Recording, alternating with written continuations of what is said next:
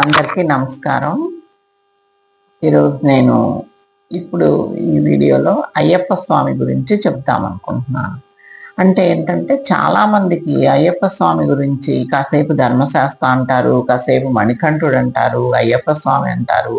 అసలు ఎవరు ఏంటి అని చాలా డౌట్స్ ఉన్నాయి. అందుకని నేను వివరం చెప్దామని అనుకుంటున్నాను. ఓం శ్రీ స్వామియే శరణమయ్యప్ప. నేను దీక్షలో ఉన్నాను ఇప్పుడు. ఓం శ్రీ స్వామియే శరణమయ్యప్ప. ఓం శ్రీ స్వామియే శరణమయ్యప్ప. అసలు మొట్టమొదటగా ఏంటంటే మనం ఇందులో చాలా అవతారాలు కూడా చాలా విషయాల గురించి ఇందులో వస్తాయి అన్నమాట. అందుకని మనం ప్రత్యేకంగా ఏం చెప్పాలి అంటే అనసూయ అత్రి మహాముని అనసూయ అత్రి మహాముని ఉన్నారు. వాళ్ళకి త్రిమూర్తుల వరప్రభావం వలన వారి అంశాలతో దత్తాత్రేయుల వారు జన్మించారు. ఆ దత్తాత్రేయుని అవతారమే అయ్యప్ప అన్నమాట.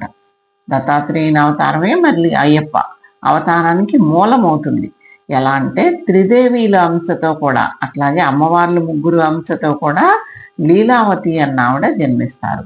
ఆ లీలావతి దత్తాత్రేయునికి పట్టమహిషి అయి ఇద్దరు కూడా వారి వారి అంశాలతో ఈ జన్మ అయిపోయిన తర్వాత మళ్ళీ ఎవరి అంశల్లో వాళ్ళు, అంటే దత్తాత్రేయుల వారు త్రిమూర్తుల్లోనూ, అలాగే ఈ లీలావతీదేవి ఈ త్రిమాతలు మన ముగ్గురు అమ్మవార్లు లక్ష్మీ సరస్వతి పార్వతి వారిలో లీనమైపోదాము ఈ అవతారం అయిపోయినాక అనుకుని ప్రతి అవతారానికి కూడా ఒక లక్ష్యం అనేది ఉంటుంది. ఏదైనా ఒకటి చేయాలి అంటే ఒక అవతారం ఎత్తాల్సిన అవసరం ఉంటుంది. మనకు తెలుసు రావణాసురుని చంపారు, అట్లా చాలా మంది రాక్షసులను చంపడానికి రామావతారం. అలాగే కృష్ణుడు కంసుడిని చంపడం, ఇంకా చాలా మందిని, ఈ కురుక్షేత్రం ఎంత పెద్ద యుద్ధం జరిగింది అదంతా కూడా కృష్ణుడి ప్రోద్బలంతోనే కృష్ణుడు మనకి అంతా మంచి చేయడం కోసం చేసినటువంటిది అనమాట. అలాగే ప్రతి దానికి కూడా ఒక అవతారానికి ఒక లక్ష్యం ఉంటుంది. ఆ లక్ష్యంతోనే అవతారాలు వస్తూ ఉంటాయి. అలా ఇప్పుడు ఏమిటంటే ఇలా లీలావతి దత్తాత్రేయుల వారు ఇద్దరు కూడా వస్తారు. ఎలాగో త్రిమాతలు త్రిమూర్తుల అంశాలతో వస్తారు. అయితే ఈ అవతారం అయిపోయిన తర్వాత మళ్ళీ మన వారిలో లీనమైపోవాలి అనేది ఒక నిర్ణయం ఉంటుంది.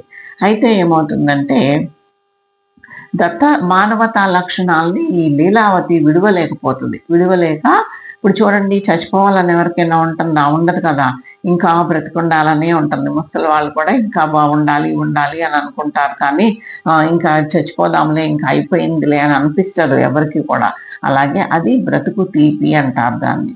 అట్లానే లీలావతీదేవి ఏమవుతుందంటే ఈ మానవ లక్షణాలని వీడలేక తన అంశలో లీనమవటానికి ఇష్టపడకపోతే అప్పుడు దత్తాత్రేయుల వారు శపించుతారు. ఏమని చెప్తారు? మహిషి వైపు నువ్వు అని శపించుతారు. ఎందుకంటే నువ్వు మానవ ఈ ఎలా అంటే మహిషి అంటే దున్నపోతు అని అర్థం. దున్నపోతు మీద వర్షం కురిసినట్టు అంటారు చూడండి. దానికి వర్షం పడినా దానికి తెలియదు అనమాట. దున్నపోతుకి వర్షం పడిన దానికి ఏమనిపించదు. వర్షము ఒకటే, వర్షం లేకపోవడము ఒకటే. మనం అయితే ఏమవుతుంది, వర్షం పడితే మనకు చలేస్తుంది, వణుకుతాము, అట్లా అవుతాం. దానికి అట్లా ఏముండదు. అట్లా అంటే నీకు ఇంత చలనం లేకుండా అయిపోవాలి, నువ్వు ఇలా మహిషిలాగా అయిపోవాలి అని శపించుతారనమాట. మంచి చెడు తెలియకుండా అయిపోవాలి అన్నట్టు. అప్పుడు అమ్మవారికి లీలావతి అంటే ఎవరు? సాక్షాత్తు త్రిమాతల యొక్క అవతారమే ఆవిడ. అప్పుడు ఆవిడ ఎన్ని విధాలుగా వేడుకుంటుందో, సరే నేను పొరపాటు చేశాను, మనం వెళ్ళిపోవాల్సిన టైం వచ్చి నేను రాలేదు, ఇక్కడే ఉంటానన్నాను, నాకు ఏదో ఒకటి అవతారం ఉంది, ఈ శాపం నుంచి నాకు ఏదైనా పరిష్కారం చెప్పండి అని అడుగుతుంది. పరిష్కారం చెప్పండి అని ఎంత అడిగినా కూడా ఆయన చెప్పరు. ఎవరు? దత్తాత్రేయ స్వామి అవతారం ఏమి చెప్పరు అన్నమాట పరిష్కారం. చెప్పకపోతే అప్పుడు ఆవిడకి కూడా కోపం వస్తుంది. ఎందుకు? త్రిమాతల శక్తులన్నీ ఆవిడలో కూడా ఉన్నాయి కదా. కోపం వచ్చి నీవు కూడా మహిషివై పుట్టు, మరి నన్ను మహిషివై పోమని చెప్పావు కదా, నీవు కూడా మహిషివై పుట్టు, అప్పుడు నా యొక్క ఈ కోరికలన్నీ కూడా నువ్వు అప్పుడు తీర్చాలి. మానవులంటేనే కోరికలు కదా, అది కావాలి ఇది కావాలి అట్లా ఎన్నో కోరికలు ఉంటాయి.